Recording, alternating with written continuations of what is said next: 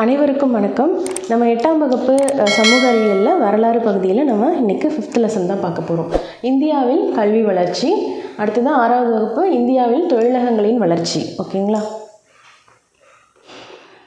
Okay, lesson 5 இந்தியாவில் கல்வி வளர்ச்சி.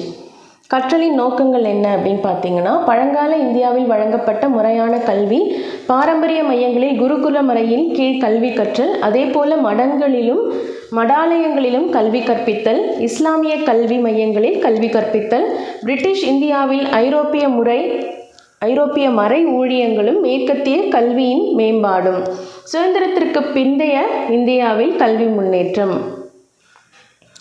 ஸோ இந்தியாவில் கல்வி வளர்ச்சி படிப்படியாக நாளுக்கு நாள் எப்படி முன்னேறிட்டே போயிட்டு இருந்தது அப்படிங்கிறத பற்றி தான் பார்க்க போகிறோம். அறிமுகம். கல்வி கற்றல் என்பது ஒருவரின் பிறப்பில் தொடங்கி அவரின் வாழ்நாள் முழுவதும் தொடரும் ஒரு செயல்பாடு ஆகும். பள்ளியில் வழங்கப்படும் முறையான கல்வியின் அடிப்படை நோக்கம் குழந்தைகளை அறிவுசார் திறன்களுடனும் உடல் திறத்துடனும் வளர்க்க உதவுவதே ஆகும். பள்ளி படிப்புக்கு பிறகு கல்லூரியிலோ பல்கலைக்கழகத்திலோ சேரும் மாணவர்கள் தங்களின் எதிர்கால வாழ்விற்கு தேவையான திறன்களை அங்கே பெறுகின்றார்கள். உயர்கல்வி நிறுவனத்திலிருந்து பட்டம் பெற்ற ஒருவர் தான் தேர்ந்தெடுத்து படித்த பாடத்தில் முழுமையான அறிவை பெற்றிருப்பார் எனவும், அவர் அறிவியல் மற்றும் வரலாற்று கண்ணோட்டம் கொண்டிருப்பார் எனவும் எதிர்பார்க்கப்படுகிறது. காலப்போக்கில் இந்தியாவில் கல்வி முறை எத்தகைய பரிணாம வளர்ச்சியுடன் உருப்பெற்றது என்பதை இந்த அத்தியாயத்தில் காணலாம். ஸோ கற்றல் அப்படிங்கிறது நம்ம கற்றுக்க பிறப்பில் தொடங்கி நம்மளுடைய வாழ்நாள் முழுவதும் அது தொடர்ந்துக்கிட்டே தான் இருக்கும். ஒவ்வொரு நாளும் நம்ம புதுசாக ஏதாவது ஒன்று கற்றுக்கிட்டே தான் இருப்போம். ஓகேங்களா? பழங்கால இந்தியாவில் கல்வி. பழங்கால இந்தியாவில் அந்தணர் மற்றும் அரச குலத்தோரின் மகன்களுக்கு மட்டுமே கல்வி வழங்கப்பட்டது. மாணவர்களுக்கு ஆசிரமங்கள் துறவிகளின் வாழிடங்களில் வேத பாடல்கள் மனப்பாடம் செய்வதற்கு கற்பிக்கப்பட்டது. மேலும் அவர்கள் சமஸ்கிருத இலக்கணம், உரைநடை மற்றும் செய்யுள் புனைதல், தர்க்க சாஸ்திரம் மற்றும் பௌதிக மெய்யியல் போன்ற பாடங்களையும் கற்றனர். அவர்களின் பாடத்திட்டத்தில் வானியல், கணிதம், மருத்துவம், ஜோதிடம் ஆகியவையும் இடம்பெற்றன. இத்தகைய கற்றல் கற்பித்தல் வழக்கே குருகுல அமைப்பு எனப்பட்டது. ஓகேங்களா? ஸோ அந்த காலத்தில் அந்தணர்களும் அரச குலத்தை சேர்ந்தவர்களுக்கும் மட்டும்தான் கல்விங்கிறது இருந்துச்சு. அவங்க மட்டும்தான் குருகுலம் போய் கல்வி கற்றுக்கிறதுக்கு தகுதியானவர்களாக கருதப்பட்டிருக்கிறாங்க. ஸோ அவங்க பாடத்திட்டத்தில் வானியல், கணிதம், மருத்துவம், ஜோதிடம் எல்லாமே இடம்பெற்றிருக்கு அப்படின்னு சொல்கிறாங்க. பண்டைய தமிழ்நாட்டின் கற்றறிந்த பெண்கள் குறித்து சங்க இலக்கியங்களில் காண முடிகிறது. சங்க காலத்தில் வாழ்ந்த கற்றறிந்த பெண்பாற் புலவர்களில் ஆதிமந்தியார், ஔவையார் போன்று 40க்கும் மேற்பட்டோரை உதாரணமாய் சொல்லலாம். தமிழ்நாட்டில் சிவகங்கை மாவட்டத்தின் கீழடியில் நடைபெற்ற அகழாய்வில் கண்டெடுக்கப்பட்ட பானையோடுகளில் காணப்படும் எழுத்து வடிவ பொறிப்புகள் கிமு 6ஆம் நூற்றாண்டிற்கு முன்பே கீழடியில் வாழ்ந்த மக்களின் கல்வி மேம்பாட்டை நன்கு விளக்குகின்றது. ஓகேங்களா? ஸோ கிமு 6ஆம் நூற்றாண்டிற்கு முன்பே கல்வி எப்படி அந்த காலத்திலேயே இருந்திருக்கு, அந்த கல்வி மேம்பாடு இருந்திருக்கு அப்படிங்கிறத நம்ம கீழடியில் நடந்த அகழ்வாய்வு மூலமாக தெரிஞ்சுக்கலாம் அப்படின்னு சொல்கிறாங்க.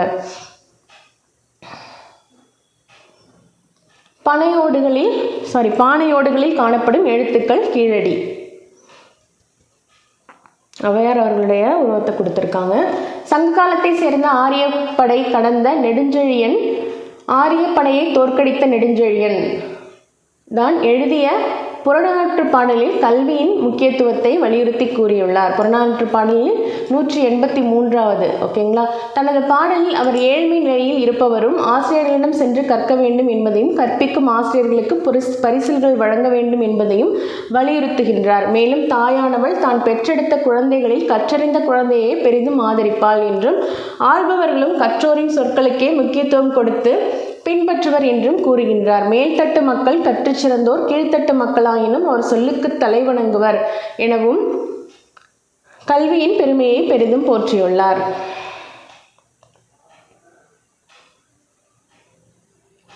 உபநிடதங்கள் வேதத்தின் மீதான நம்பிக்கையிலிருந்து முற்றிலுமாக மாறுபட்டிருந்ததை வெளிப்படுத்தின. உபனிஷத் என்ற சொல்லுக்கு ஒருவருக்கு அருகில் உட்காருதல் என்று பொருள். இது பொதுவாக காட்டினில் ஒரு முனிவரின் காலடியில் அமர்ந்து இரகசியமாக கற்றுக்கொண்ட வித்தைகளை குறிக்கின்றது. கடவுள்கள், சடங்குகள் ஆகியவற்றிலிருந்து முற்றிலுமாக விலகி மெய்ஞானம் பெறுதலை உபநிடதங்கள் வலியுறுத்துகின்றன. பிந்தைய வேத காலத்தில் நன்கு கற்றறிந்த ஆசிரியர்களின் குடியிருப்புகளிலோ அல்லது தனியார் இல்லங்களிலோ கல்வி கற்கும்படியாக ஏற்பாடு செய்யப்பட்டிருந்தது. பிரெஞ்சு பயணி பெர்னியர் என்பாரின் குறிப்புகளிலிருந்து வாரணாசியில் பனாரஸ், காசி பின்பற்றப்பட்ட குருகுல முறையிலான கல்வி பற்றி அறிந்து கொள்ள முடிகின்றது. அவரது கூற்றுப்படி காசியில் கற்றறிந்த ஆசிரியர்கள் நகரின் பல பகுதிகளுக்கும் அனுப்பப்பட்டு பல தனியார் இல்லங்களிலும் குறிப்பாக பணக்கார வணிகர்களின் தோட்டங்களிலும் கற்பித்தலில் ஈடுபடுத்தப்பட்டனர். இவர்களில் சிலருக்கு 4 சீடர்களும் மற்றவர்களுக்கு 6 அல்லது 7 சீடர்களும் புகழ்மிக்க ஆசிரியர்களுக்கு 12 சீடர்களும் இருந்தனர். இங்கு வேதங்கள், உபநிடதங்கள், தர்மசாஸ்திரங்கள் மற்றும் காவியங்கள் கற்பிக்கப்பட்டன. ஆசிரியர்கள் தங்கள் வாழ்வாதாரத்திற்கென குருதட்சணையாக குறைந்த அளவிலான கட்டணத்தை பெற்றுக்கொண்டோ அல்லது சமூகத்தில் அன்று வழக்கத்தில் இருந்த பரிசு பொருட்களை பெற்றுக்கொண்டோ கற்பித்தனர். ஆசிரியரின் வீட்டிற்கு தேவையானவற்றை வழங்குவதும் ஆசிரியருக்கு கட்டணமின்றி உணவளிப்பதும் நடைமுறையில் இருந்தது. மடாலயங்களில் கல்வி. கிமு 6ஆம் நூற்றாண்டில் தோன்றிய மிகச்சிறந்த மத சீர்திருத்தவாதிகளான மகாவீரர், புத்தர், கோசலர் ஆகியோர் வேதங்களின் மேலாதிக்கத்தை நிராகரித்தனர். அதனைத் தொடர்ந்து ஏராளமான சமய பிரிவுகள் தோன்றினாலும் அவற்றில் சமணமும் பௌத்தமும் மட்டுமே நவீன காலம் வரை நிலைத்திருக்கின்றன. சமண பௌத்த மடாலயங்கள் தங்களது துறவிகளுக்கு கல்வி கற்பித்தும் பயிற்சி அளித்தும் வந்தன. இங்கு கல்வி பயில வரும் மாணவர்கள் தங்களது கல்வி பயிலும் காலம் முடியும் வரை அங்கேயே தங்கி கற்றனர். சமணர்களின் சமய இலக்கியங்கள் அர்த்த மகதி மொழியிலும் பாலி மொழியிலும் இருந்தன.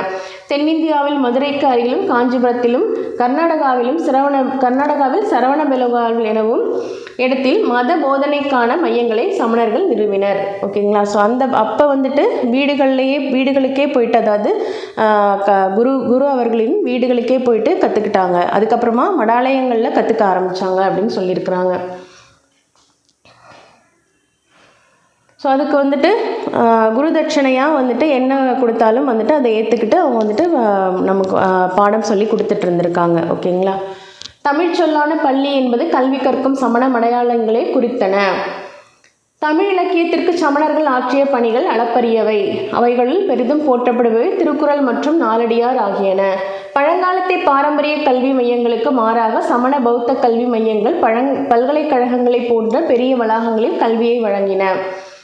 பீகாரில் சிறந்த பௌத்த கல்வி மையமாக திகழ்ந்த நாலந்தா பல்கலைக்கழகம் கல்வி பயில்வதற்கென சீனா மற்றும் தென்கிழக்கு ஆசிய நாடுகளிலிருந்து பல பகுதிகளிலிருந்து வரும் மாணவர்களை ஈர்த்தது. இங்கு பயின்ற மாணவர்கள் புத்தரின் கோட்பாடுகளை தங்கள் நாடுகளுக்கு கொண்டு சென்றனர். இதேபோல் கிபி 8ஆம் நூற்றாண்டில் வங்காளத்தில் பாலர் வம்சத்தின் அரசர் தர்மபாலர் விக்ரமசீல பல்கலைக்கழகத்தை நிறுவி புத்தரின் கோட்பாடுகளை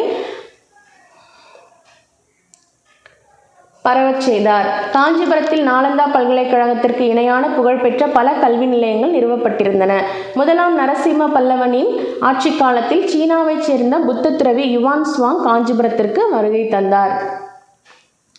நாலந்தா பல்கலைக்கழகம் வந்துட்டு நம்ம கொடுத்துருக்காங்க பாருங்கள். இது நம்ம வந்துட்டு அடிக்கடி நம்ம வந்துட்டு பாடங்களில் வந்து வரிசையாக நீங்கள் படிச்சுட்டு வந்தீங்க அப்படின்னா தெரியும். ஓகேங்களா. ஸோ நாலந்தா பல்கலைக்கழகம் அப்படிங்கிறது நிறைய இடத்துல நமக்கு வந்துட்டு கொடுத்துருக்காங்க. பழங்கால ஓலைச்சுவடி கொடுத்துருக்காங்க பாருங்கள். கிபி 7ஆம் நூற்றாண்டில் யுவான் சுவாங் நாலந்தாவிற்கு வருகை தந்தபோது அங்கு மாணவர்கள் வேதங்களோடு நுண்கலைகள், மருத்துவம், கணிதம், வானியல், அரசியல் மற்றும் போர்க்கலை ஆகியவற்றில் பயிற்சியும் பெற்றனர். நாலந்தா அகழாய்வு தளத்தை யுனெஸ்கோ 2009ஆம் ஆண்டு உலக பாரம்பரிய சின்னங்களில் ஒன்றாக அறிவித்தது. இடைக்கால இந்தியாவில் கல்வி. ஓகேங்களா. ஸோ அது வரைக்கும் அந்த மாதிரி இருந்துச்சு. ஓகேங்களா. அதுக்கப்புறமா இடைக்கால இந்தியாவில் கல்வி எப்படி இருந்தது அப்படின்னு சொல்லிட்டு சொல்கிறாங்க. இடைக்காலத்தில் முறையான கல்வியை வழங்கும் இடமாக கோவில்கள் செயல்பட்டன. சிறிய கிராமங்களில் கோவில் அர்ச்சகரை மாணவர்களுக்கு கல்வி கற்பித்தார். மிகவும் மேம்பட்ட நிலையில் உயர்கல்வி கற்பிக்கும் கல்லூரிகள் பெரிய கோவில்களுடன் இணைக்கப்பட்டிருந்தன. இடைக்கால இந்தியாவில் மடங்கள் அல்லது மடாலயங்கள் கல்வி கற்பிக்கும் இடமாக திகழ்ந்தன. சைவ மற்றும் வைணவ மடங்கள் அரசர்களிடமிருந்து நன்கொடைகள் பெற்று செயல்பட்டன. இவை சைவ சமயம், வைணவ சமயம், தற்காப்பு கலைகள், இசை மற்றும் ஓவியம் போன்றவற்றை கற்பிப்பதை நோக்கமாக கொண்டிருந்தன. இன்றளவும் செயல்படுகின்ற இத்தகைய மடங்களில் ஒன்றான 14ஆம் நூற்றாண்டில் நிறுவப்பட்ட திருவாவடுதுறை சைவ மடத்தில்தான் தமிழறிஞர் உவே சாமிநாதன் கல்வி பயின்றார். ஸோ கோயில்கள் தான் வந்துட்டு பள்ளிகளாக இருந்திருக்கு. அங்கே உள்ள அர்ச்சகர்கள் தான் அதை சொல்லியும் கொடுத்துருக்குறாங்க. அதுக்கப்புறமா பெரிய கல்லூரிகளும் வந்துட்டு கோயில்களோடு இணைக்கப்பட்டிருந்திருக்கு. ஸோ அப்போ உள்ள இதோட ஸோ அதுக்கப்புறமா மடங்களில் ஒன்றான இந்த மாதிரி ஒரு இன்றளவும் செயல்படுகின்ற இத்தகைய மடங்களில் ஒன்றான 14ஆம் நூற்றாண்டில் நிறுவப்பட்ட திருவாவடுதுறை சைவ மடத்தில் தான் தமிழறிஞர் உவே சாமிநாத ஐயர் வந்துட்டு படித்தார் அப்படின்றது இன்னொரு முக்கியமான விஷயம். தொழில்நுட்ப கல்வியை வழங்குதல் தொழில்நுட்ப கூட்டுறவு அமைப்பிடமே இருந்தது. சுரங்கம், உலோகவியல், நெசவு, சாயமேற்றுதல், தச்சு வேலை பற்றிய அறிவு அந்தந்த கைவினைஞர்கள் கூட்டமைப்பின் கட்டுப்பாட்டிலேயே இருந்தன. கைவினைஞர்களின் மகன்கள் தங்களது பரம்பரை தொழில்களிலேயே பயிற்சி பெற்றனர். இந்த தொழில்நுட்ப கூட்டமைப்புகளுக்கும் கல்வி மையங்களுக்கும் இடையே எத்தகைய அறிவு தொழில்நுட்ப பரிமாற்றமும் நடைபெறாமல் தனித்தனியாகவே செயல்பட்டன. ஓகேங்களா. ஸோ இப்போ ஒருத்தர் தச்சு வேலை செய்கிறாருன்னா அவருடைய மகனும் வந்துட்டு பரம்பரை தொழிலான தச்சு வேலையை வந்துட்டு கற்றுக்கிறது. ஸோ பானை வந்துட்டு வளைகிறாங்க அப்படின்னா அவங்களுடைய மகன் பானை வணைதல். ஸோ இந்த மாதிரி பரம்பரை தொழிலை தான் வந்துட்டு அவங்கவுங்க கற்றுக்கிட்டு தொழில் சார்ந்த படிப்புகளாக வந்துட்டு அது வந்துட்டு இருந்திருக்கு அப்படின்னு சொல்கிறாங்க.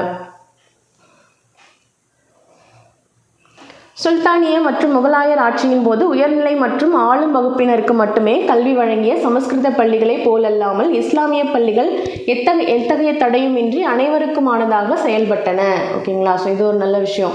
சுல்தானிய மற்றும் முகலாய ஆட்சியின் போது, ஓகேங்களா, ஸோ உயர்நிலை மற்றும் ஆளும் வகுப்பினருக்கு மட்டும்தான் கல்வி அப்படின்னு இல்லாமல் எல்லாருக்குமே வந்துட்டு பொதுவாக கல்வி இருந்திருக்கு அப்படின்னு சொல்கிறாங்க. எத்தகைய தடையுமின்றி எல்லாருக்குமே பொதுவாக அது செயல்பட்டிருக்கு. இங்கு மாணவர்கள் குரானின் சில பகுதிகளை மனப்பாடம் செய்ததோடு வட்டார மொழிகள் மற்றும் பாரசீக மொழியினையும் கற்றனர். மதரசாக்களில் தொலைதூரத்தில் இருந்து கல்வி கற்க வரும் ஒவ்வொரு ஏழை மாணவரும் தனது வாழ்க்கைக்கான தேவைகளை கல்வி நிலையத்திற்கு அருகில்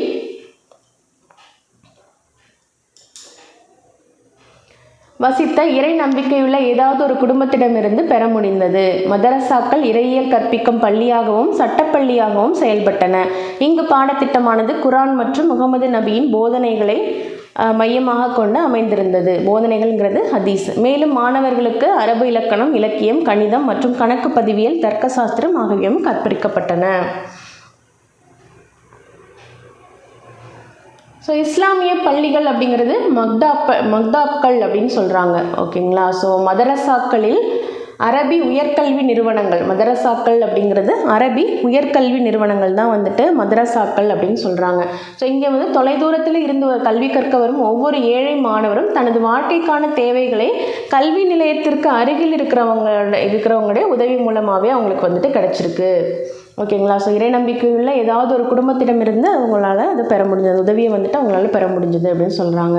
ஸோ நபியின் போதனைகள் ஹதீஸ் அப்படின்னு சொல்கிறாங்க. ஸோ நபியின் போதனைகளை மையமாக கொண்டு தான் வந்துட்டு அமைஞ்சிருக்கு, பாடத்திட்டம் வந்துட்டு அமைஞ்சிருந்திருக்கு. மேலும் மாணவர்களுக்கு அரபு இலக்கணம், இலக்கியம், கணிதம் மற்றும் கணக்கு பதிவியல், தர்க்க சாஸ்திரமும் கற்பிக்கப்பட்டன. மதரசா அப்படிங்கிறது இதுதான். ஓகேங்களா. ஸோ இந்த மாதிரி தான் இருந்திருக்கு. ஆங்கில கிழக்கிந்திய கம்பெனி மற்றும் நவீன கல்வியின் தொடக்கம். இந்தியர்களின் கல்வி பற்றி முதலில் அக்கறை கொண்டிருந்த கவர்னர் ஜெனரல் வாரன் ஹேஸ்டிங்ஸ் ஒரு மௌல்வி தலைமையிலான இஸ்லாமிய தூதுக்குழுவின் கோரிக்கையை ஏற்று 1780-81 ஒரு மதரசாவை முதலாக கல்கத்தாவில் நிறுவினார். அங்கு கல்வி உதவித்தொகை பெற்று பயிலும் 40 மாணவர்கள் இருந்தனர். அடுத்த 10 ஆண்டுகளில் அவருக்கு பின் பதவியேற்ற காரன்வாலிஸ் பின்னாளில் பம்பாயின் கவர்னரான ஜொனாதன் டங்கன் ஆதரவுடன் காசியில் ஒரு சமஸ்கிருத கல்லூரியில் அரசு செலவில் நிறுவினார். அதன் பிறகு 20 ஆண்டுகளுக்கு கல்விக்கான நேரடி பொறுப்பை ஆங்கிலேய அரசு ஏற்கவில்லை. கல்வி நிதியானது தொடர்ந்து பல ஆண்டுகளுக்கு கீழே நாட்டு கல்விக்காகவே செயல்பட்டது. இங்கிலாந்து நாட்டு பாராளுமன்றம் 1813 கிழக்கிந்திய கம்பெனியின் சாசனத்தை புதுப்பிக்கும் போது இந்தியாவில் உள்ள பிரிட்டிஷ் பகுதிகளில் இலக்கியம் மற்றும் அறிவியலை மேம்படுத்துவதற்கு 1 லட்சம் ரூபாய்க்கு குறையாமல் நிதி ஒதுக்குவதற்கான ஒரு விதிமுறையை சேர்த்து சட்டம் இயற்றியது. இருப்பினும் அதற்கான ஒதுக்கப்பட்ட நிதி செலவழிக்கப்படாமலேயே இருந்தது. இதற்கிடையில் சமூக சீர்திருத்தவாதி ராஜாராம் மோகன் ராயின் முன்முயற்சியால் 1817 கல்கத்தாவில் இருந்து கல்லூரி என்ற ஒரு கல்வி நிலையம் உள்ளூரில் திரட்டப்பட்ட நிதியிலிருந்து நிறுவப்பட்டது. இதன் நோக்கம் ஆங்கில மொழியில் கல்வியை வழங்குவதாகும். கிறிஸ்தவ சமய பரப்பாளர்கள் தங்களுக்கு கிடைத்த சலுகையை பயன்படுத்தி அடுத்த ஆண்டே 1818 செராம்பூரில் ஒரு பாப்டிஸ்ட் மிஷன் கல்லூரியை திறந்தனர். ராஜாராம் மோகன் ராய் கணிதம், தத்துவம், வேதியியல், உடற்கூறியல் மற்றும் பிற பயனுள்ள அறிவியல்களை உள்ளடக்கிய அறிவொளிமயமான கல்விமுறையை நடைமுறைப்படுத்த வேண்டுகோள் விடுத்தார். ஓகேங்களா. ஸோ இந்த மதரசாக்கள்லாம் வந்துட்டு நிறுவியிருக்காங்க இல்லையா. ஸோ கொல்கத்தாவில், அதுக்கப்புறமா காசிலெலாம் நிறுவியிருக்காங்க இல்லையா.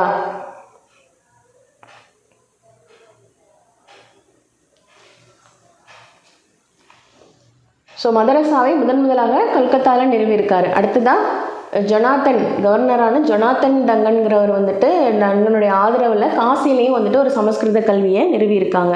ஓகேயா. ஸோ இதுக்கு அப்புறமா வந்துட்டு 20 ஆண்டுகளுக்கு வந்துட்டு ஆங்கில அரசு நேரடியாக அதில் தலையிடவே இல்லை. ஓகேங்களா.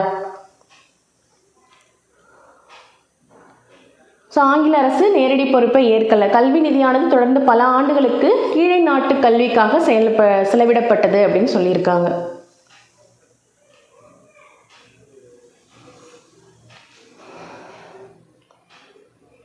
அடுத்ததான் இந்து கல்லூரி கல்கத்தா.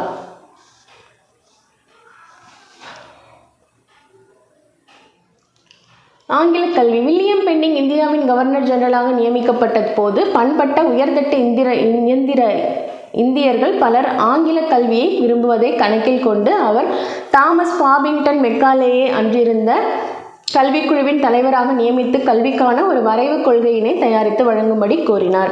மெக்காலே 1835ஆம் ஆண்டு தனது புகழ்பெற்ற கல்விக்கான வரைவு கொள்கையை தயாரித்தார். இந்த வரைவு கொள்கையின்படி அரசாங்கத்தின் கல்விக் கொள்கையின் நோக்கம் இந்தியாவில் பூர்வீக மக்களிடையே ஐரோப்பிய இலக்கியத்தையும் அறிவியலையும் மேம்படுத்துவது ஆகும். இதனை கற்பிக்க ஆங்கில மொழியினை பயன்படுத்த வேண்டும் எனவும் மெக்காலே அறிவுறுத்தினார். பெண்டிங் மெக்காலேயின் வரைவு கொள்கைக்கு ஒப்புதல் அளித்ததோடு கல்விக்கான நிதியை இனி ஆங்கில வழி கல்விக்கு மட்டுமே செலவிட வேண்டும் என்று முடிவு செய்தார். உட் அறிக்கை. சார்லஸ் உட் 1852 கம்பெனியின் பட்டய சட்டம் புதுப்பிக்கப்பட இருந்தபோது பிரிட்டிஷ் பாராளுமன்றம் கல்வி சம்பந்தமாக உறுதியானதோர் முடிவை எடுப்பதற்கு சந்தர்ப்பத்தை வழங்கியது. இதற்கான 1854ஆம் ஆண்டில் புகழ்பெற்ற சார்லஸ் உட் அறிக்கை புதிய கல்விக் கொள்கையாக அனுப்பப்பட்டது. உட்டின் அறிக்கை 1835ஆம் ஆண்டின் மெக்காலேயின் கல்விக் கொள்கையை மீண்டும் வலியுறுத்தியது. இந்திய பழமைவாத பிரிவினரின் எதிர்பார்ப்புகள் இருந்த போதிலும் அரசாங்கம் அதன் கொள்கையை அமல்படுத்த 3 மாகாணங்களில் ஒவ்வொரு பல்கலைக்கழகத்தை நிறுவியது. லண்டன் பல்கலைக்கழகத்தை போன்று சென்னை, பம்பாய், கல்கத்தா ஆகிய இடங்களில் 1857இல் பல்கலைக்கழகங்கள் தொடங்கப்பட்டன.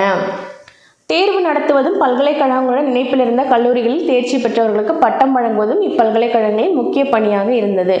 ஒவ்வொரு மாகாணத்திலும் மாணவர்களுக்கான படிப்புகள் மற்றும் பாடத்திட்டங்களை அங்குள்ள பல்கலைக்கழகம் பரிந்துரைத்தது.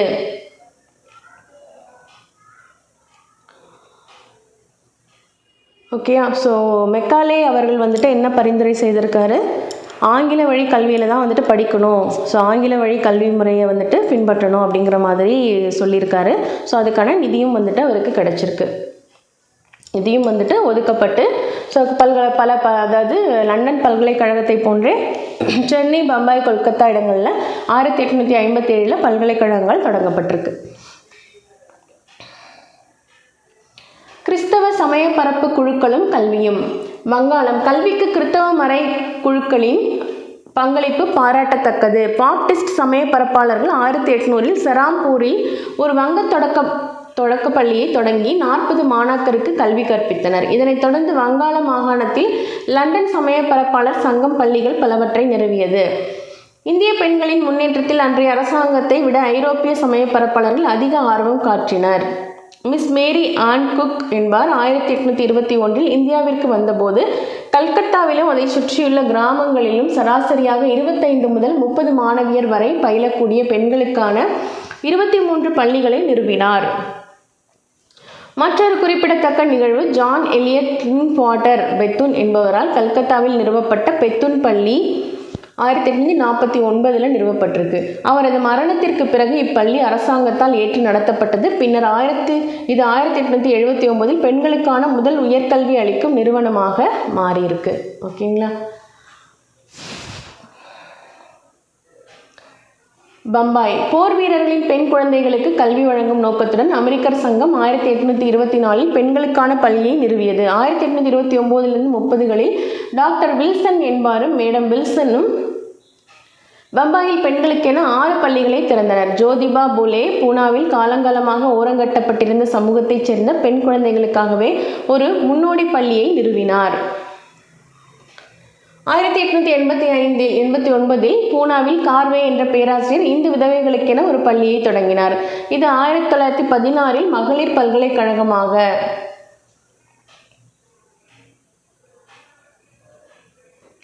உருவானது, மகளிர் பல்கலைக்கழகமாக உருவாகியிருக்கு. ஸோ என்ன நேமில் அப்படின்னு பார்த்தீங்கன்னா ஸ்ரீமதி நதிபாய் தாமோதர் தாக்கர்சி உமன்ஸ் யூனிவர்சிட்டி.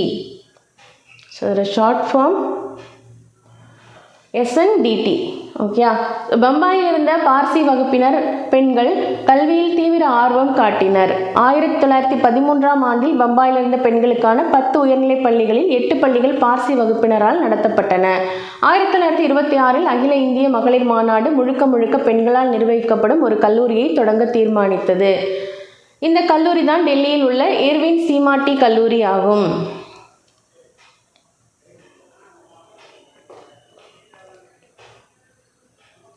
தமிழ்நாடு சமயப்பரப்பு குழுக்களின் கல்வி பணியானது தமிழ்நாட்டில் ஜெர்மன் லூத்தரன் சமயப்பரப்பாளர் பார்த்தலோமஸ் சீகன் பால்கு மற்றும் ஹென்ரிச் ப்ளூட்சோ என்ற அவரது மூத்த சக ஊழியர் 1876 ஜூலை 9 அன்று இந்தியா வந்ததிலிருந்து தொடங்கின.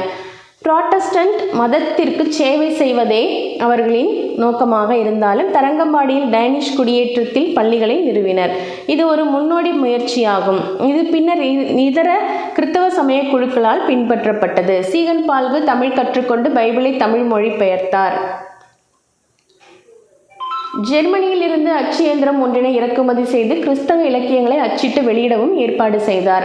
சென்னை மாகாணத்தில் 1822ஆம் ஆண்டு மேற்கொள்ளப்பட்ட ஒரு கணக்கெடுப்பின்படி 1,84,110 மாணவர்களுடன் 12,498 அனைத்து வகையிலுமான கல்வி நிறுவனங்கள் இருந்தன. கல்வியின் நிலையானது இங்கிலாந்தை ஒப்பிடும்போது குறைவாக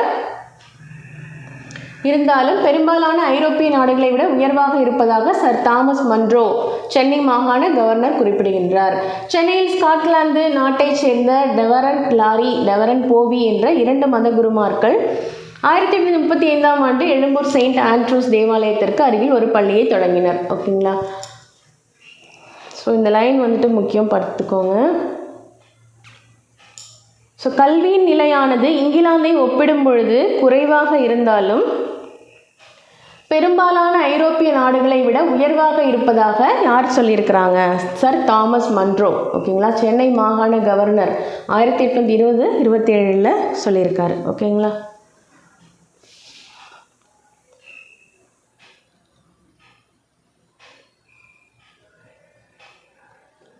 ஓகே, கண்டிப்பாக பண்ணலாம். இந்த பள்ளி பின்னர் 1837 பிளாக் டவுனுக்கு மாற்றப்பட்டது. 1911 ஜார்ஜ் டவுன். அப்பள்ளியில் 59 மாணவர்கள் பயின்று வந்தனர். 1862ஆம் ஆண்டில் ரெவரண்ட் வில்லியம் மில்லர் இப்பள்ளியை கல்லூரியாக தரம் உயர்த்தினார். இதுதான் தாம்பரத்தில் தற்போது உள்ள சென்னை கிறிஸ்தவ கல்லூரி ஆகும். ஆங்கில கல்வி முக்கியத்துவத்தை உணர்ந்த சென்னை நகரத்தில் வசித்த உயர்தட்டு மக்கள் மேற்கத்திய கல்வி அனைவருக்கும் கிடைக்க வேண்டி 1839இல் அரசாங்கத்திடம் மனு ஒன்றினை அளித்தனர். அதன் பிரதிபலனாக 1840இல் எழும்பூரில் ஒரு உயர்நிலை பள்ளி நிறுவப்பட்டது. அது 1857இல் கல்லூரியாக தரம் உயர்த்தப்பட்டது. அதுவே இன்றிருக்கும் சென்னை மாநில கல்லூரியாகும். சென்னை கிறிஸ்தவ கல்லூரி, அதோடைய ஸ்டாம்ப்பு அப்போ வந்திருக்கு பாருங்கள், அது சென்னை மாநில கல்லூரி, அதோடைய பிக்சர். திருச்சிராப்பள்ளியில் 1838ஆம் ஆண்டு புனித சிலுவை சகோதரிகள் செயின்ட் ஜோசப் ஆங்கிலோ இந்தியன் பள்ளியை நிறுவினர். 1844ஆம் ஆண்டு ஜெசூட்கள் இயேசு சபையினர் செயின்ட் ஜோசப் கல்லூரியை நிறுவினர். திருநெல்வேலியில் கிறிஸ்டியன் மிஷன் சொசைட்டி 1844ஆம் ஆண்டு ஒரு பள்ளியை தொடங்கியது. அது 1876ஆம் ஆண்டில் ஒரு கல்லூரியாக, அப்போது CMS கல்லூரி, தற்போது புனித யோவான் கல்லூரி தரம் உயர்த்தப்பட்டது. கல்லூரியாக தரம் உயர்த்தப்பட்டது. அப்போது CMS கல்லூரி, தற்போது புனித யோவான் கல்லூரி. ஓகேங்களா.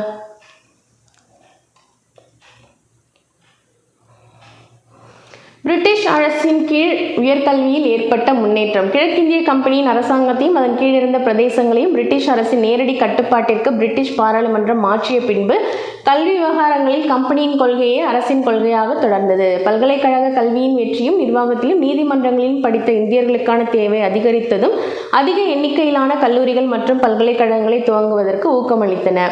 அதே சமயம் பாரசீக மொழியானது நீதிமன்ற மொழியாகவும் நிர்வாக மொழியாகவும் இருந்தபோது நீதிமன்றங்களிலும் அலுவலகங்களிலும் அதிக வேலைவாய்ப்பு பெற்றிருந்த இஸ்லாமியர்கள் அங்கெல்லாம் ஆங்கிலம் அலுவலக மொழியாக மாறியதால் தங்களின் வேலைவாய்ப்பை இழந்தனர். இந்த நேரத்தில் தான் சர் சையத் அகமது கான் அலிகாரில் முகமதிய ஆங்கிலோ பள்ளியை நிறுவினார். அது இறுதியில் அலிகார் முஸ்லிம் பல்கலைக்கழகமாக வளர்ந்தது. 20ஆம் நூற்றாண்டின் 2ஆம் பத்தாண்டுகளில் சேட்லர் கல்விக்குழுவின் அறிக்கையை தொடர்ந்து பல முக்கிய நகரங்களில் பல்கலைக்கழகங்கள் தொடங்கப்பட்டன. நல்லுள்ளம் கொண்ட கொடையாளிகளின் முன்முயற்சிகளால் இணைப்பு கல்லூரிகள், ஏதுமற்ற விடுதியுடன் கூடிய பல்கலைக்கழகங்கள்,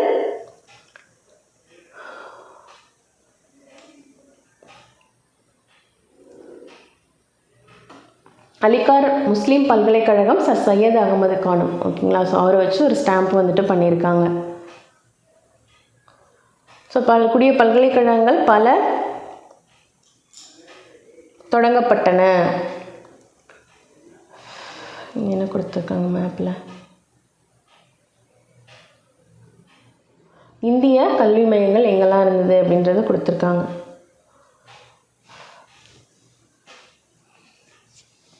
ஓகே, ஸோ இந்த இடத்தெல்லாம் வந்துட்டு பார்த்துக்கோங்க.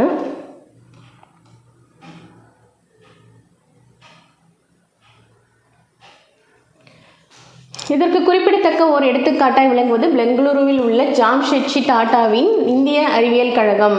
சுபாஷ் பச்சையப்பர் பெயரால் மதராஸில் 18ஆம் நூற்றாண்டில் துவங்கப்பட்ட பச்சையப்பன் பள்ளி 1845 பின்னர் 1880 கல்லூரியாக தரம் உயர்த்தப்பட்டது. தமிழ்நாட்டில் அண்ணாமலை பல்கலைக்கழகம் 1929 நிறுவப்பட்டது.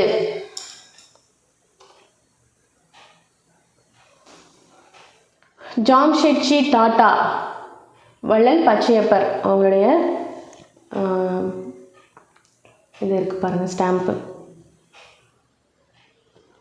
கல்வி பரவல். உயர்தர மற்றும் நடுத்தர வர்க்கத்தினரின் பாதுகாவலனாக கல்லூரிகள் மற்றும் பல்கலைக்கழகங்கள் வழங்குகின்ற கல்வி அமைந்திருந்தது. காந்தியடிகள் வார்தா கல்வி திட்டத்தை கொண்டு வந்தார். வார்தா கல்வி திட்டம் அனைவருக்கும் அடிப்படையான தொடக்க கல்வியையும் கைத்தொழில் சிலவற்றை கற்பிப்பதையும் நோக்கமாக கொண்டிருந்தது. மாணவர்கள் தாங்களே உற்பத்தி செய்யும் பொருட்களின் விற்பனையின் மூலம் கிடைக்கும் பணத்தால் அவர்களுக்கான இலவச கட்டாய கல்வி சாத்தியமாகும் என்று நம்பப்பட்டது.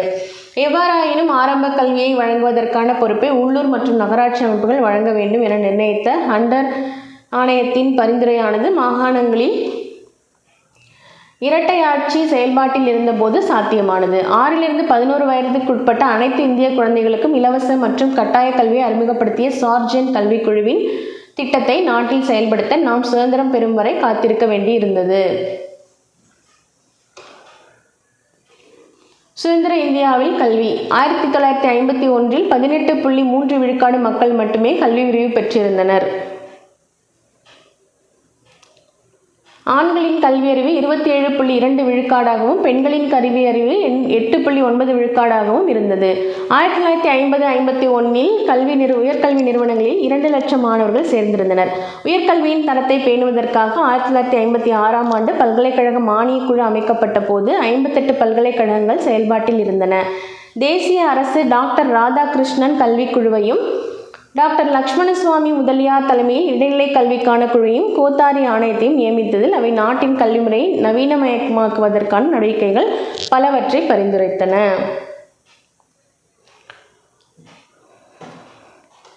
கோத்தாரி ஆணையத்தின் முக்கிய பரிந்துரைகள் 1 என்ன அப்படின்னு பார்த்தீங்கன்னா 10+2+3 கல்வி முறை. இடைநிலை கல்வியை 2வது என்ன அப்படின்னு பார்த்தீங்கன்னா இடைநிலை கல்வியை தொழில் கல்வியாக்கல். 3வது பொதுப்பள்ளி கல்வி முறையில் செயல்படும் பள்ளிகளில் 5ஆம் வகுப்பு வரை மாணவர்கள் தங்கள் தாய்மொழியில் கற்கலாம். 4 6லிருந்து 14 வயது உள்ள குழந்தைகளுக்கு இலவச கட்டாய கல்வி. 5 மத்திய அரசு தனது மொத்த உள்நாட்டு உற்பத்தியில் குறைந்தபட்சம் 6 விழுக்காட்டினையாவது கல்வித்துறையில் முதலீடு செய்ய வேண்டும் போன்றவையாகும். அறிவியல் தொழில்நுட்ப கல்வி. இதற்கிடையில் நாட்டில் பெருமளவு புறக்கணிக்கப்பட்ட அறிவியல் மற்றும் தொழில்நுட்பத் துறையினை வலுப்படுத்தும் நடவடிக்கைகளை இந்திய அரசு மேற்கொண்டது. 3 5ஆண்டு திட்ட காலங்கள் முடிவதற்குள் 5 IITகள் பல்வேறு சிறப்புமிக்க ஆராய்ச்சி பிரிவுகளில் 17 தேசிய ஆய்வகங்கள், அறிவியல் மற்றும் தொழில்துறை ஆராய்ச்சி கவுன்சில், பாதுகாப்பு ஆராய்ச்சி மற்றும் மேம்பாட்டு நிறுவனம், அணு ஆராய்ச்சி மையம் ஆகியவை நிறுவப்பட்டன. அதன்பின் 1983 ஆசிரியர் கல்விக்காக DB சட்டோபாத்யாயா குழு, 1886 தேசிய கல்விக் கொள்கை ஆணையம், 1990 அமைக்கப்பட்ட ஆச்சாரியா ராமமூர்த்தி மீளாய்வு குழு, யஷ்பால் குழு, 1993 TSR சுப்பிரமணியன் ஆணையம் 2015 ஆகியவை மாறிவரும் காலத்திற்கேற்ப பாடத்திட்டத்தில் மாற்றங்களை செய்யும் நோக்கத்துடன் அமைக்கப்பட்டன.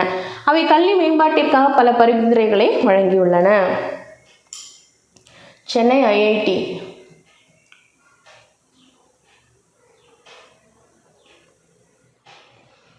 இன்று வரையிலான வளர்ச்சி. மேலே குறிப்பிட்ட கல்விக்குழுக்கள் கமிட்டிகளின் அறிக்கைகளின் அடிப்படையிலும் மத்திய மாநில அரசுகள் தொடர்ந்து மேற்கொண்ட முன்னெடுப்பு நடவடிக்கைகளாலும் தகுதி அடிப்படையில் மட்டுமின்றி கல்வியில் பின்தங்கிய வசதியற்ற குடும்ப சூழலில் இருந்து வரும் மாணவர்கள் என்ற அடிப்படையிலும் கல்வி உதவித்தொகை, இலவச சீருடை மற்றும் மதிய உணவு திட்டங்கள், பட்டப்படிப்பு பயில்வோருக்கு கல்வி கட்டணத்தில் தள்ளுபடி ஆகியவற்றின் மூலமும் மாணவர் சேர்க்கை விகிதம் இன்று அதிகரித்திருப்பதால் பள்ளிகளில் இடைநிற்றலின் விகிதம் கணிசமான அளவில் குறைந்துள்ளது.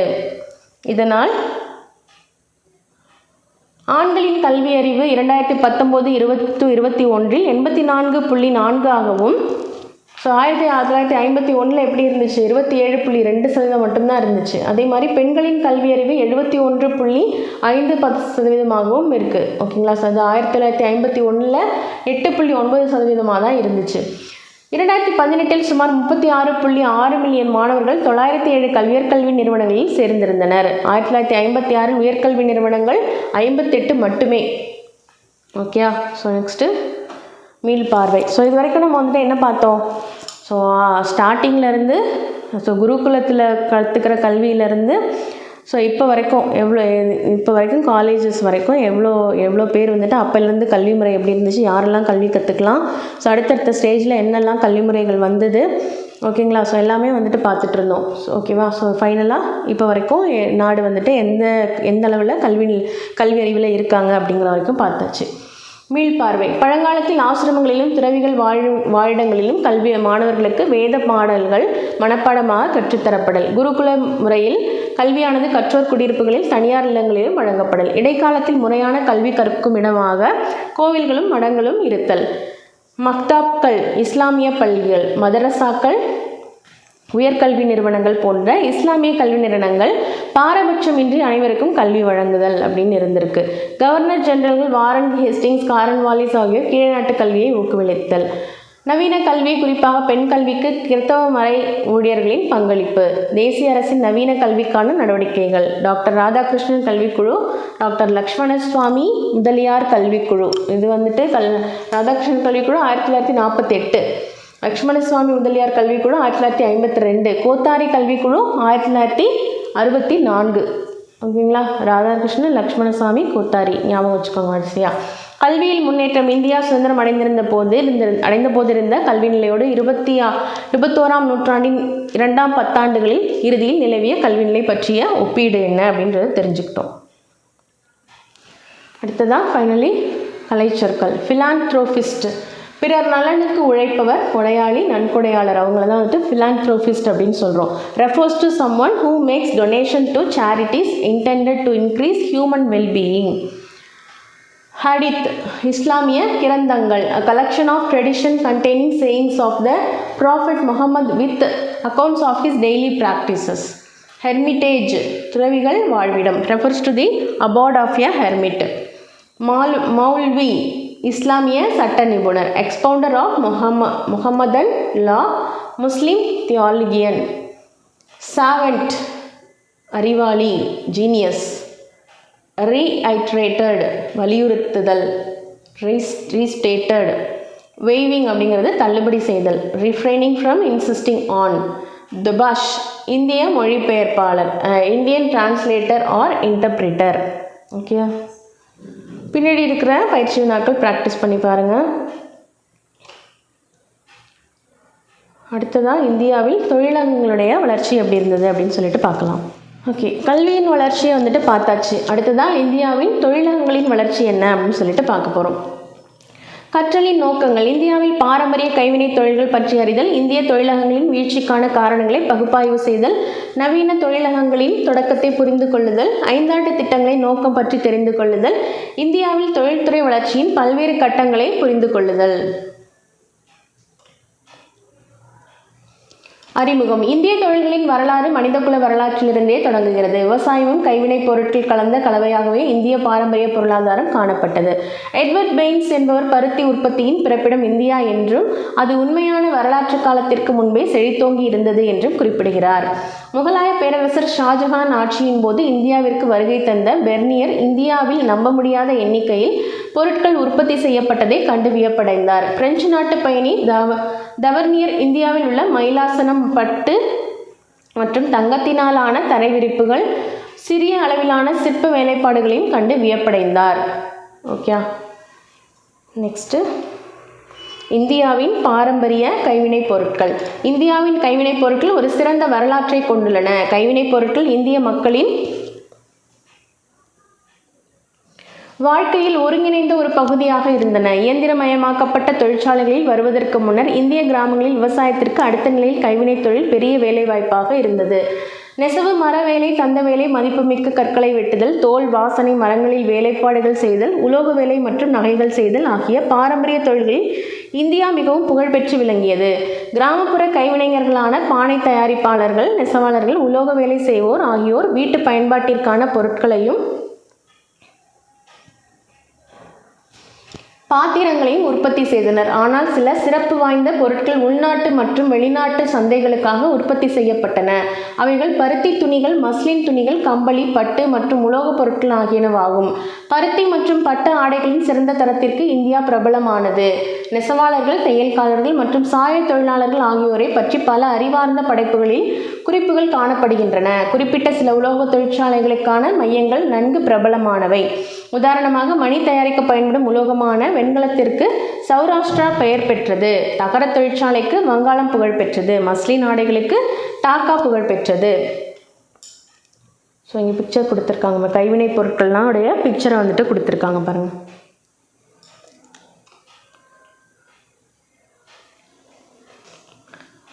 ஸோ மணி தயாரிக்க பயன்படும் உலோகமான வெண்கலத்துக்கு வந்துட்டு சௌராஷ்டிரா வந்துட்டு பெயர் பெற்றது அப்படின்னு சொல்கிறாங்க. தகர தொழிற்சாலைக்கு வங்காளம் வந்துட்டு புகழ்பெற்றதாக இருந்திருக்கு. மஸ்லின் ஆடைகளுக்கு டாக்கா வந்துட்டு புகழ்பெற்றதாக இருந்திருக்கு. டாக்காவின் மஸ்லின் ஆடைகள் கிமு 2000 ஆண்டுகள் பழமையான எகிப்திய கல்லறைகளில் உள்ள மம்மிக்கள் மிகச்சிறந்த தரம் வாய்ந்த இந்திய மஸ்லின் ஆடைகள் கொண்டு சுற்றப்பட்டிருந்தது கண்டுபிடிக்கப்பட்டுள்ளது.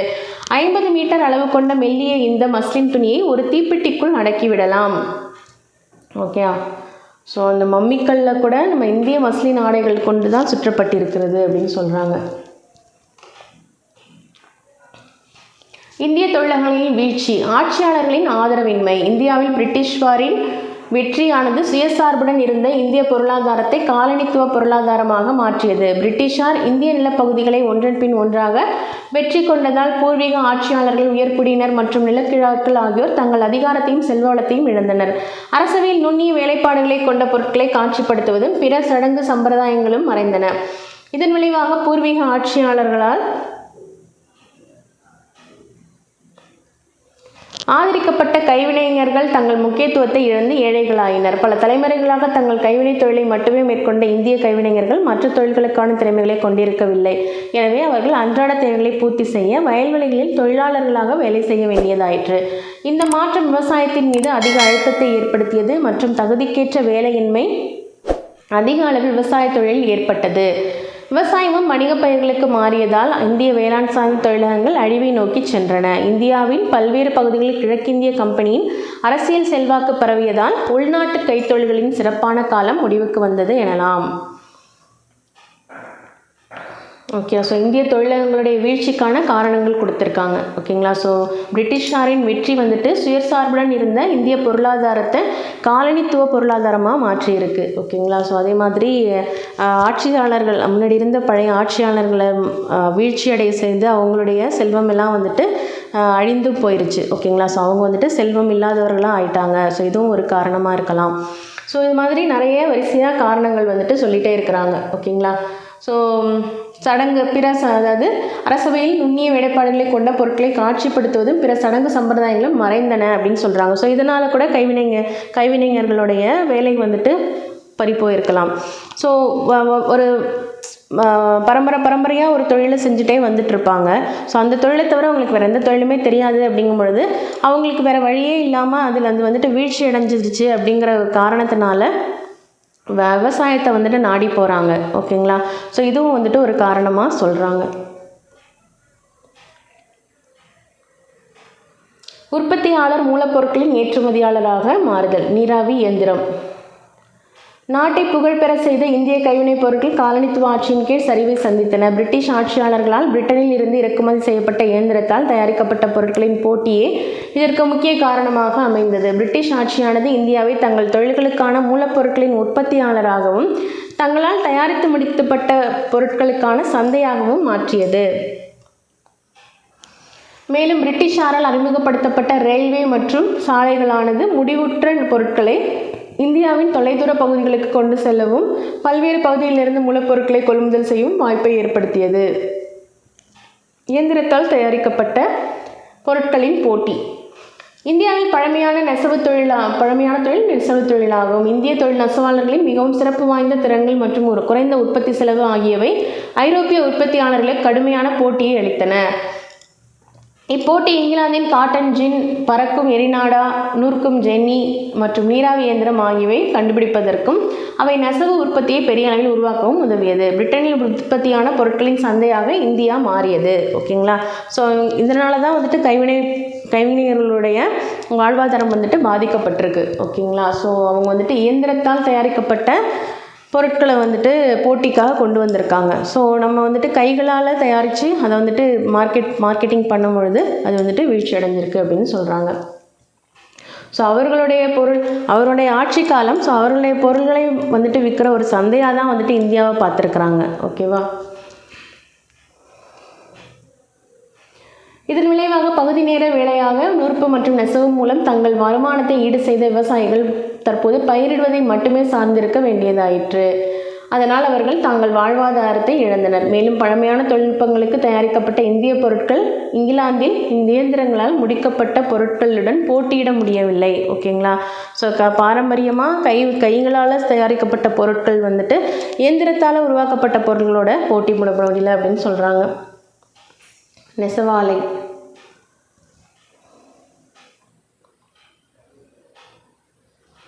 தாதாபாய் நவ்ரோஜியின் செல்வச் சுரண்டல் கோட்பாடு. ஆங்கிலேயர்கள் இந்தியாவின் வளங்களை சுரண்டுவதும் இந்தியாவின் செல்வங்களை பிரிட்டனுக்கு கொண்டு செல்வதுமே இந்திய மக்களின் வறுமைக்கு காரணம் என்பதை முதலில் ஏற்றுக்கொண்டவர் தாதாபாய் நவ்ரோஜி ஆவார். ஓகேங்களா?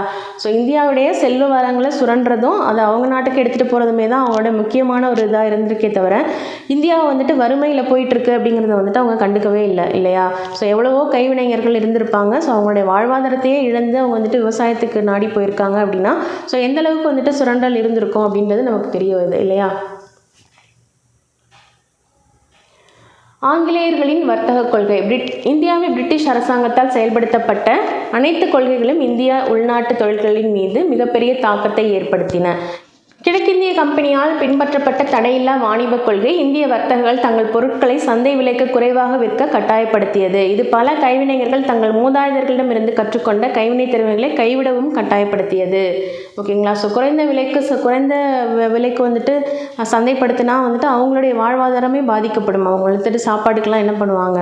ஓகே. ஸோ அதனால் அந்த வேலையவே கைவிட வேண்டிய ஒரு நிர்பந்தத்துக்கு ஆளாயிருக்காங்க. கிழக்கிந்திய கம்பெனியின் நோக்கமானது மலிவான விலையில் இந்திய தயாரிப்பு பொருட்களை பெருமளவிற்கு வாங்கி மற்ற ஐரோப்பிய நாடுகளுக்கு பெரும் லாபத்தை விற்க வேண்டும் என்பதாகும். இது இந்திய பாரம்பரிய தொழில்களை வெகுவாக பாதித்தது. இந்தியாவின் வர்த்தக நலன்களுக்கு எதிரான பாதுகாப்பு கட்டணங்களின் கொள்கையை ஆங்கிலேயர்கள் பின்பற்றினர். பிரிட்டனுக்கு கொண்டு செல்லப்பட்ட இந்திய பொருட்களுக்கு கடுமையான வரி விதிக்கப்பட்டன. அதே நேரத்தில் இந்தியாவுக்கு கொண்டு வரப்பட்ட ஆங்கிலேய பொருட்களுக்கு பேரளவில் மட்டுமே வரி விதிக்கப்பட்டன. ஸோ இங்கேருந்து போகிற பொருட்களுக்கு மட்டும் அதிக அளவில் வரி, அங்கேருந்து வர பொருட்களுக்கு பேரளவில் மட்டும்தான் வரி விதிச்சிருக்காங்க. தொழில்மயம் அழிதல். 19ஆம் நூற்றாண்டின் முதல் பாதியில் மேற்கத்திய நாடுகள் தொழில்மயமாக்கலை அனுபவித்து வந்த அதே வேளையில் இந்திய தொழில்துறையானது வீழ்ச்சியின் காலத்தை சந்தித்தது. பாரம்பரிய இந்திய கைவினை தொழிலுக்கு இடையூறு ஏற்படுத்தும் செயல்பாடு மற்றும் தேசிய வருமானத்தின் வீழ்ச்சி ஆகியன தொழில்மயம் அழிதல் என குறிப்பிடப்படுகிறது. ஒரு சக்தி வாய்ந்த தொழில்துறை அமைப்பு, மிகப்பெரிய இயந்திரங்கள், பெரிய அளவிலான உற்பத்தி ஆகியவற்றை பின்புலமாக கொண்ட வெளிநாட்டு தொழிலகங்களுடன் இந்திய உள்நாட்டு தொழிலகங்கள் போட்டியிட முடியவில்லை. சூயஸ் கால்வாய் கட்டுமானத்திற்கு பின்பு இந்திய தொழில்துறை மேலும் சிக்கலை சந்தித்தது. ஏனென்றால் இது போக்குவரத்து செலவினை குறைத்ததுடன் இந்தியாவில் பிரிட்டிஷ் பொருட்களை மலிவானதாக மாற்றியது. நவீன தொழிற்சாலையின் அதிகமான வேலைவாய்ப்புகளும் வருமானம் ஈட்டும் விளைவுகளும் கைவினைத் தொழில் வீழ்ச்சிக்கு முக்கியமான காரணமாக இருந்திருக்கு. ஓகேங்களா? ஸோ நவீன தொழிற்சாலையுடைய அதிகமான வேலைவாய்ப்புகள் வருமானம் ஈட்டும் விளைவுகளும் கைவினைத் தொழில் வீழ்ச்சிக்கு முக்கியமான காரணமாக இருந்திருக்கு அப்படின்னு சொல்கிறாங்க. நவீன தொழிலகங்களின் தொடக்கம் 19ஆம் நூற்றாண்டின் நடுப்பகுதியில் இந்தியாவில் தொழில்மயமாக்கலின் செயல்பாடு தொடங்கியது. நவீன தொழில்துறையின் தொடக்கமானது முக்கியமாக சணல், பருத்தி மற்றும் எஃகு தொழில்களின் வளர்ச்சியுடன் தொடர்புடையது எனலாம். நிலக்கரி சுரங்க தொழில் வளர்ச்சி குறிப்பிட்ட அளவில் தான் இருந்தது. ரயில்வே மற்றும் சாலைகளின் வளர்ச்சி துரிதப்படுத்தப்பட்டவுடன் தொழில்மயமாக்கல் தொடங்கியது. இந்த வளர்ச்சி நாட்டு மக்களின் சமூக மற்றும் பொருளாதார வாழ்க்கையை பெரிதும் பாதித்தது. ரசாயனம், இரும்பு மற்றும் எஃகு, சர்க்கரை, சிமெண்ட், கண்ணாடி மற்றும் மற்ற நுகர்வோர் பொருட்கள் போன்ற தொழில்களின் வளர்ச்சிக்கு 2 உலகப் போர்களும் ஒரு உத்வேகத்தை அளித்தன. பெரும்பாலான ஆலைகள் பணக்கார இந்திய வணிகர்களால் அமைக்கப்பட்டன. தொடக்கத்தில் இந்த வளர்ச்சி பருத்தி மற்றும் சணல் ஆலைகளில் சமைப்பதில் மட்டுமே இருந்தது. ஸோ வர்த்தக வழி எப்படி இருந்திருக்குன்னு பாருங்கள். ஓகேங்களா? ஸோ லண்டன்லேருந்து இங்கே வந்து ஃபுல்லாக இப்படி வந்தால் மும்பை, இப்படி செங்கடல் வழியாக சுயஸ் கால்வாய் வழியாக மத்திய தடக்கடல் வழியாகவும் இப்படி லண்டனுக்கு போகிறான்.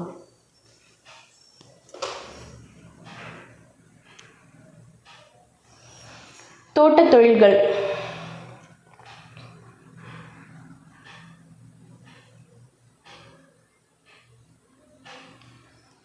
தோட்டத் தொழில் முதலில் ஐரோப்பியர்களை ஈர்த்தது. பெருந்தோட்டத் தொழில் பெரிய அளவில் வேலைகளை வழங்க முடிந்ததென்றாலும் உண்மையில் இது பிரிட்டிஷ் சமுதாயத்தால் அதிகரித்து வரும் தேநீர், காஃபி மற்றும் கருநீல சாயம் அதாவது இண்டிகோ ஆகியவற்றின் தேவைகளை பூர்த்தி செய்ய முடிந்தது. எனவேதான் தோட்டத் தொழில் ஆரம்பத்திலேயே தொடங்கப்பட்டது. அஸ்ஸாம் தேயிலை நிறுவனம் 1839ஆம் ஆண்டு நிறுவப்பட்டது. அதே நேரத்தில் காஃபி தோட்டமும் தொடங்கப்பட்டது. தேயிலை தோட்டம் கிழக்கிந்திய பகுதியில் மிக முக்கியமான தொழிலாக இருந்தது போலவே காஃபி தோட்டமும் தென்னிந்தியாவின் நடவடிக்கைகளின் மையமாக மாறியது.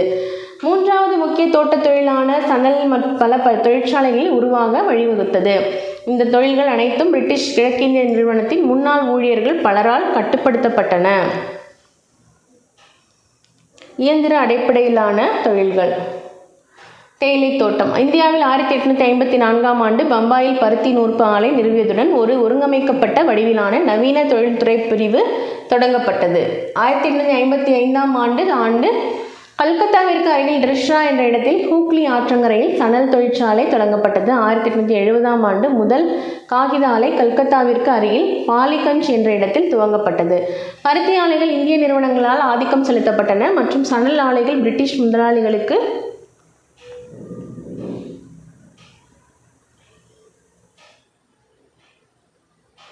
சொந்தமானவையாக இருந்தன.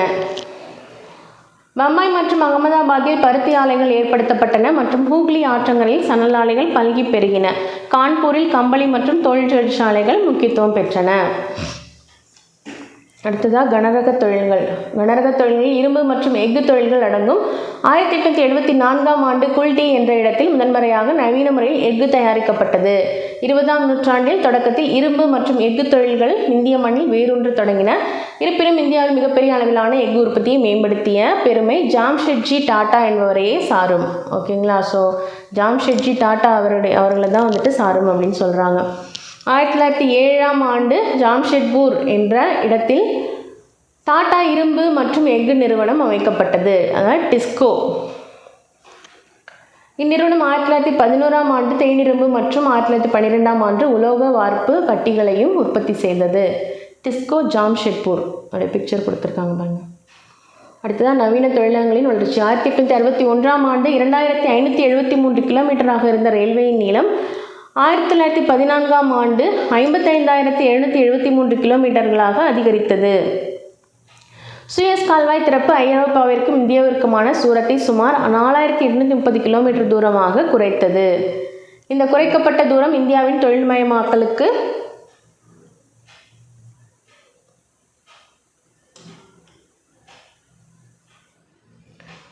மேலும் உதவியது. ஸோ இது என்னென்னு பாருங்களா. தொழிலகங்கள் காணப்படும் இடங்கள். ஓகேயா, எங்கே இந்தியாவில் தொழிலகங்கள் காணப்படும் இருந்தது அப்படின்றத கொடுத்துருக்காங்க.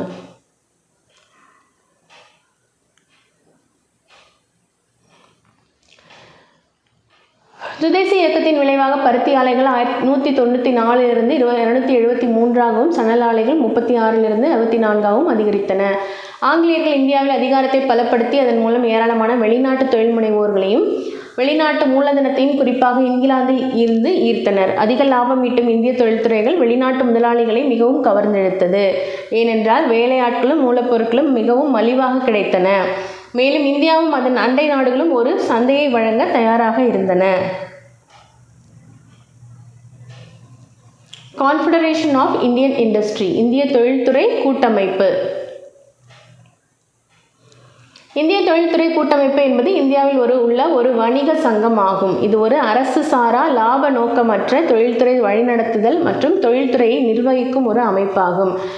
இது 1985 நிறுவப்பட்டது. தனியார் மற்றும் பொதுத்துறைகளை உள்ளடக்கிய சிறு மற்றும் நடுத்தர நிறுவனங்களில் இருந்தும் மற்றும் பன்னாட்டு நிறுவனங்களில் இருந்தும் 9000 உறுப்பினர்களை கொண்டு உருவாக்கப்பட்டதாகும். இந்தியாவில் தொழிலக வளர்ச்சி. தொழிலக வளர்ச்சியின் கனவை நனவாக்கும் விதமாக இந்திய அரசு சில தொழில்துறை கொள்கைகளையும் 5 ஆண்டு திட்டங்களையும் ஏற்றுக்கொண்டுள்ளது. சுதந்திரத்திற்கு பிறகு தொழில்துறையில் ஏற்பட்ட மிக முக்கியமான புதுமைகளில் ஒன்று 5 ஆண்டு திட்டங்கள் அறிமுகப்படுத்தப்பட்டதாகும். மேலும் 1948ஆம் ஆண்டு தொழில்துறை கொள்கை தீர்மானத்தினால் அரசாங்கம் தொழில்துறையில் நேரடியாக பங்களிப்பினை வெளிப்படுத்துகிறது. இந்த தீர்மானம் தொழில்துறை வளர்ச்சியில் ஒரு தொழில் முனைவோராகவும் அதிகாரமயமாகவும் அரசின் பங்கினை வரையறுத்தது. 1956ஆம் ஆண்டு தொழில்துறை கொள்கை தீர்மானத்தின்படி தொழில்துறையானது 3 வகைகளாக வகைப்படுத்தப்பட்டுள்ளது. அட்டவணை 1 என்ன அப்படின்னு பார்த்தீங்கன்னா, இவ்வகையான தொழில்துறைகளை அரசாங்கம் மட்டுமே நிர்வகிக்கும். அவற்றில் சில அணுசக்தி, மின்னணு, இரும்பு மற்றும் எஃகு ஆகியவை அடங்கும்.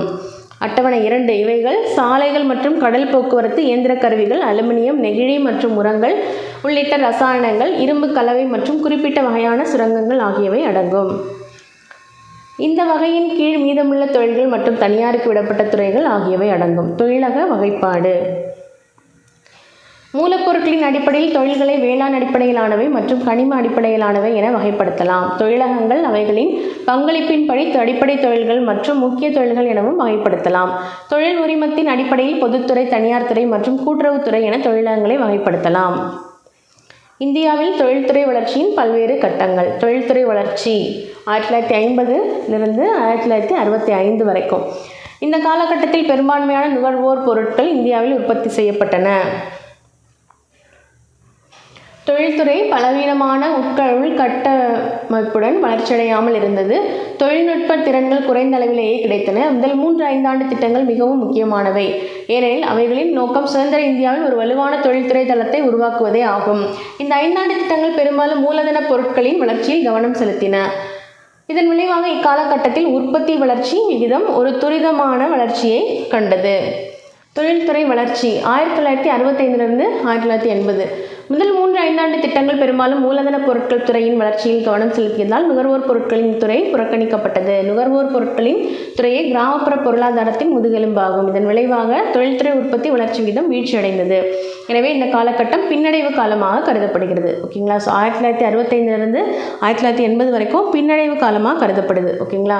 ஸோ அவங்க அதாவது முதல் 3-5 ஆண்டு திட்டங்கள் பெரும்பாலும் மூலதன பொருட்களின் துறையை துறையுடைய வளர்ச்சியில் தான் கவனம் செலுத்தியிருக்கிறாங்க.